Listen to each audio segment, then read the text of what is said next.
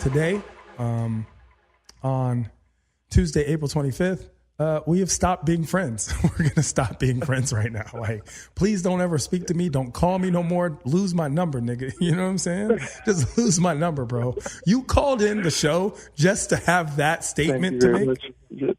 Teron, how does that make you feel that a celebrity you had a crush on is now having a baby? I mean, hey, Charlotte, congratulations. I'm happy for you. I am happy for your personal life.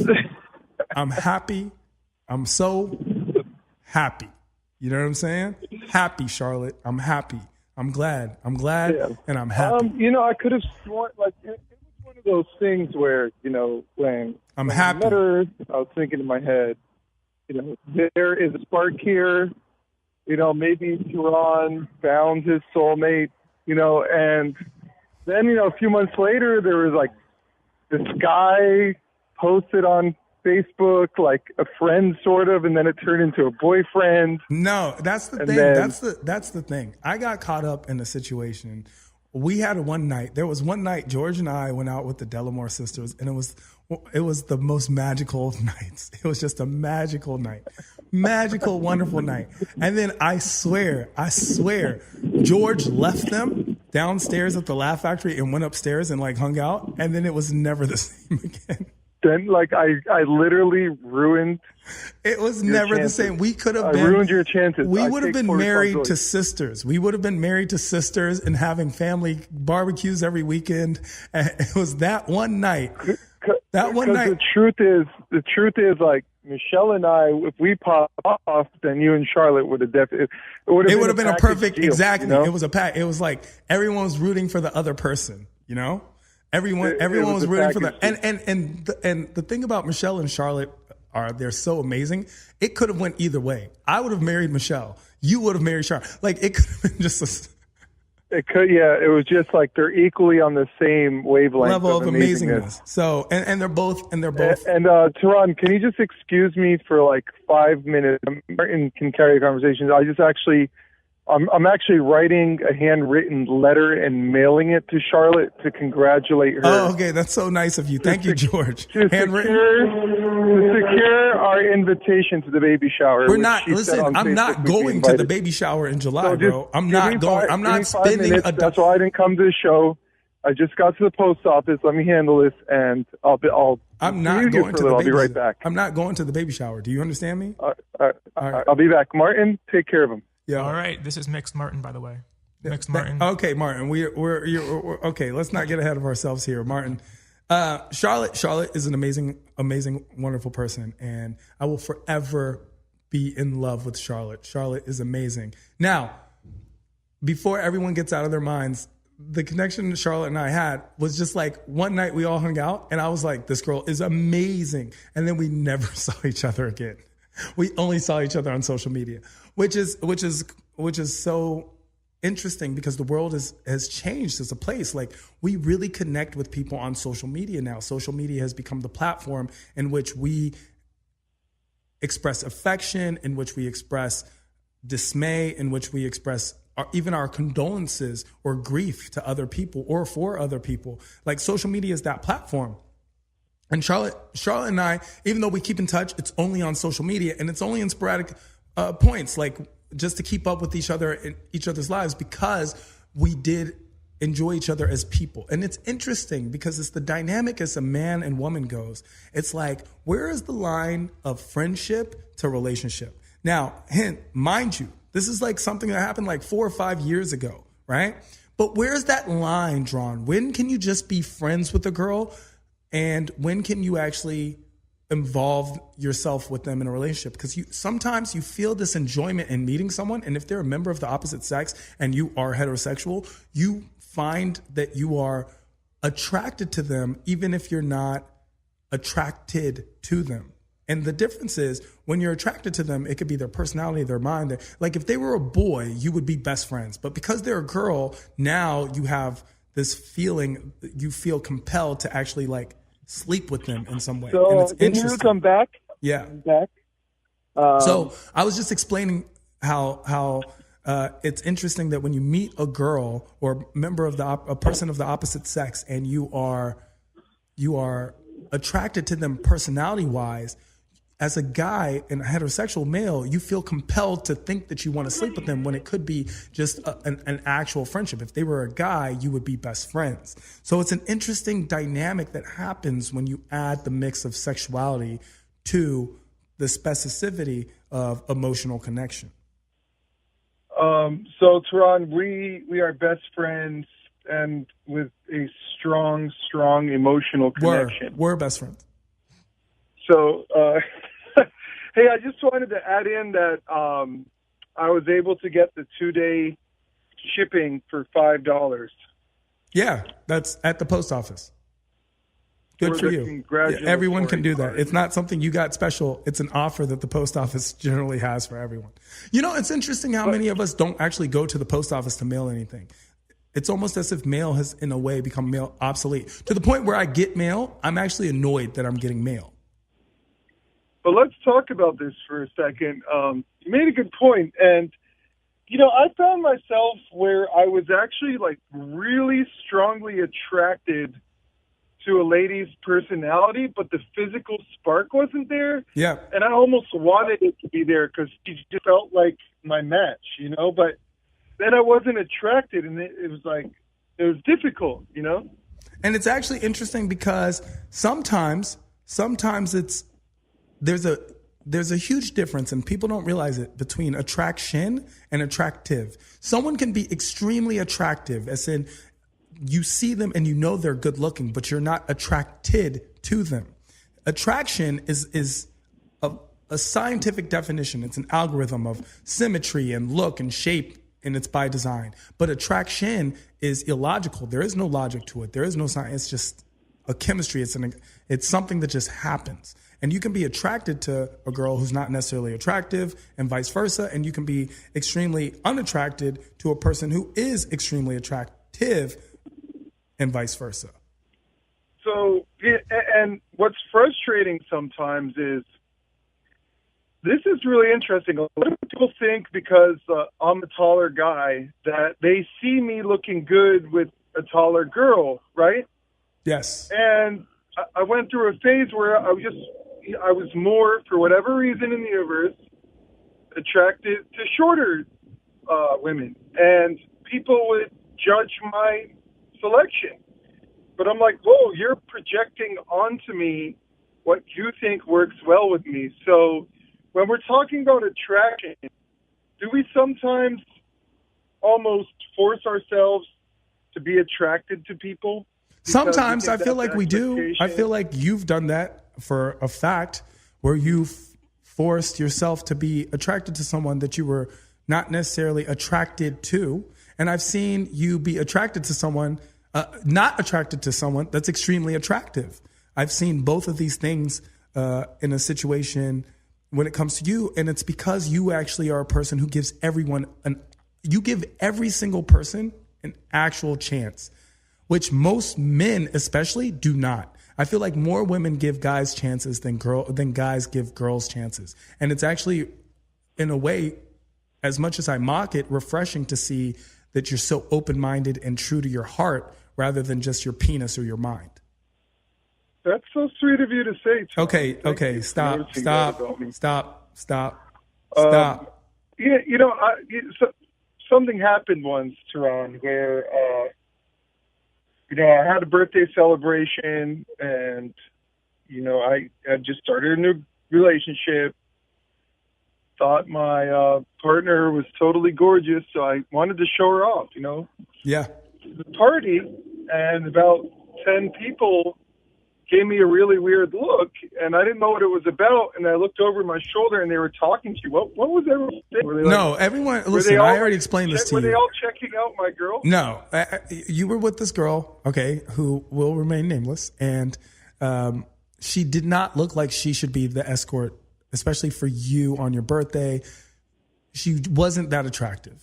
Right? But for whatever reason, you, George, Corey, GK Supreme was very attracted to her. And everyone was like, who's this girl? Because you came in holding her hand and like, and even had an argument with her because it was so tumultuous, your relationship together, that you know, so much passion, and then you made up, and it was just like, people were like, who is this girl?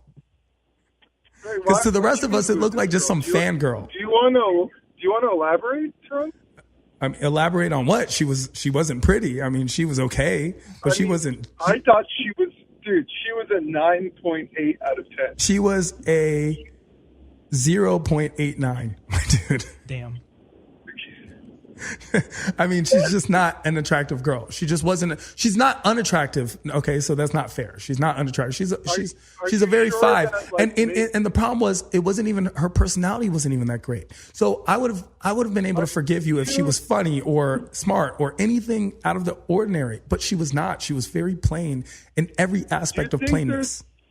Do you think there's a sense of jealousy going on here? That's what I kind of hear in your voice, that maybe you definitely want her, not. I got her. Definitely not. It's pity. Maybe you hear pity and are mistaking it for jealousy. Maybe you're hearing surprise. Maybe you're hearing, I mean, a lot of things may be heard in my voice, but it's not jealousy. It's not even petty. I was very kind to this person. And it ended up that it didn't work out. And now she is involved in people that are much more on her level. See, it's not only about looks, personality, and everything. The overall aesthetics play a part. She had the body of a supermodel. I don't know what you're talking about. She had a body. You know, she physically had a body. She had a body. And it's not just body, George. It's just you're an extraordinary person. There was nothing extraordinary about this girl. Oh, I'm getting showered in compliments today. You're not. You're not. You're a good guy. I always say that. You're a good guy. You're a good guy. You're a good looking guy. You're smart. You're sensitive. You're caring. You're a great guy. So you deserve a great girl, and a girl who looks great as well is great. Let me guess. I'm a good-looking guy, but you're 0.5 better looking than me. Is that what it is? No, George. You're actually a great guy, and you're your own scale, bro. Oh wow. So when it comes to this girl, it's like the fear is, I look at this girl and I'm like, okay, I see, George. Okay, good for you. You're happy. I want you to be happy. But if you have a kid with this girl and you expect Uncle Amu Tehran to take care of this kid, I'm not taking care of your little ugly gremlin kid because you decided to have a baby with a gremlin girl. Like, I'm just not going to do that. I'm not feeding your kid after midnight. That's for sure. But wasn't her accent so adorable when she spoke? I had no problems with her. See, here's the thing. All the things that you're saying is cool, but the truth of the matter is there was nothing extraordinary about her. Audience, do we need to explain to our audience what a Ross girl is? Because there are Ross girls and Nordstrom girls. There are a lot of different types of girls, but the Ross girl is a term contrived of girls who are a little more simple, a little more humble. And I actually like those kind of girls a lot. Like, I like the simple, I like the humble, but don't be the clearance Ross girl, you know? And if you are, be a clearance Ross girl that still looks and acts appropriate. She did none of the things. She was a Ross girl with a Nordstrom attitude. That was the problem. I'm all about the clearance Ross girls, you know? Her, but as long as they have that attitude. She had a Nordstrom Saks Fifth Avenue attitude that did not match her physique or match her intelligence or match her emotional IQ. I'm not bashing her. I'm being honest. See, that's the thing about it, is a lot of people take honesty as if it's fallacy or you're creating pettiness or jealousy. You're not. Sometimes you're honest. If I say I'm 6'2", that doesn't mean that I'm better or worse. I'm just 6'2". That's just a fact. And if I say, hey, you're 5'4", you're 5'4". That's a fact. If you take it personal, I don't know what to tell you. But here's what I think. There is a time to be honest, and there's a way to be honest. And when you're too blunt with your honesty or too harsh, a lot of people, I want to say the majority of people, are unable to deal with it. They're unable to deal with it. It comes across as rude. There is a nice way.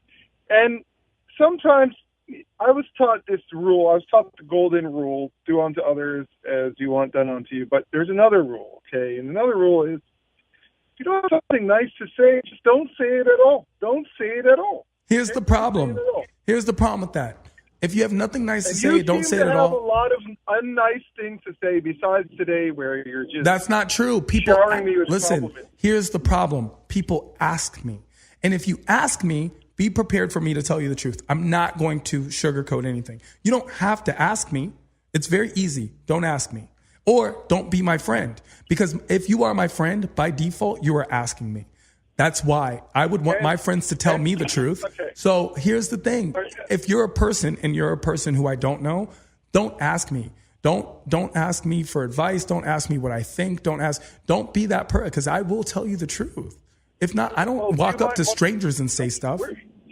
You want to be truth? I'm going to get very truthful, and this is a subject that would probably be out of the realms for me to even touch on, but I'm going to do it anyways.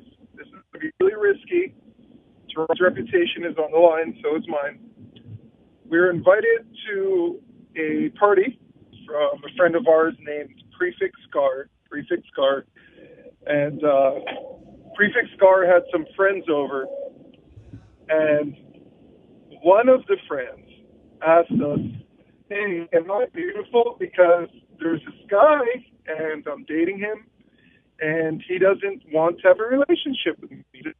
My looks, am I beautiful?" And Tehran then responded. Do you remember what you responded, Tehran? Am I going to actually say it on air? Am I going to say it on air? I'm waiting. Tehran responded, "You're okay, but like the key point about your beauty is that you have a blankable face." A face that looked. She had a comable face.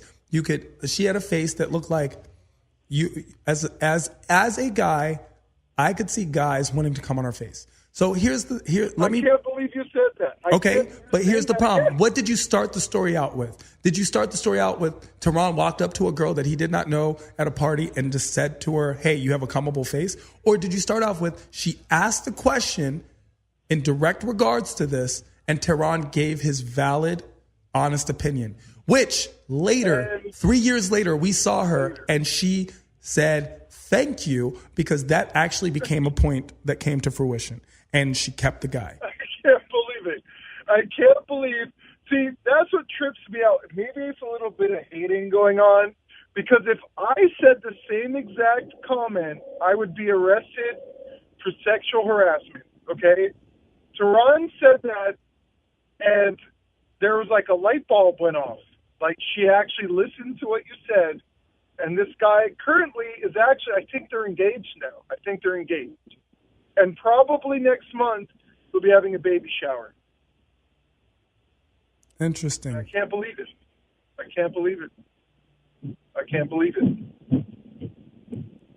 I don't know.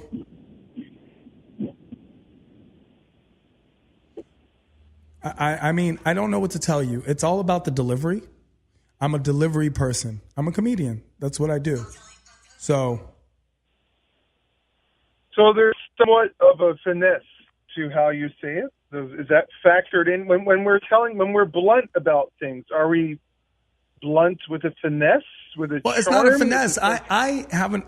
My energy is this. Everyone has a different energy, and it's the way they present themselves to the world. And my energy is this. Take it or leave it. I'm also not very concerned with what people think often, especially if I don't think they have my best interests in mind. So if someone told me something, here's the thing. The reason why people get offended by truth is because they lie to themselves. I'm very honest with myself. I know what I am and I know what I'm not. And so if someone says something to me that's outside of what I know that I'm not, it doesn't bother me. And if it is on something that I know that I am, I take that into consideration and I go, oh, they are correct. You're right. I am obnoxious. You're right. I am loud. You're right. I am skinny. Further. Let's take this a step further. Our current president has said some very blunt things. Sure. Some very, if our past president, Obama, said those same exact things, he would get a lot more backlash for it, of course. Get more backlash. and this is a persona thing. Yeah, it's a persona.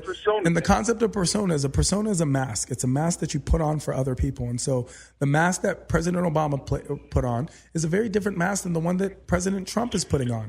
So President Trump says a lot of things, and obviously the backlash is still very strong, but it's things that you expect for him to say. You would never expect President Obama to say such a thing. It's just a difference. You would expect something to be in Playboy that you would never expect to be in Time magazine. It's the concept. It's the branding of who you are. And that's all it comes down to. And this goes right back into our topic today of attractive and attractiveness. And what I found is when people embrace who they actually are, I can't believe I'm kind of agreeing with you a little bit right now. I found that when people embrace who they are, even if they have a look that, a majority of people wouldn't say is the textbook model, for example, but yet they attract a lot of people. Sure. I've noticed a common denominator with that is what makes someone more attractive is when they fully embrace who they are. And,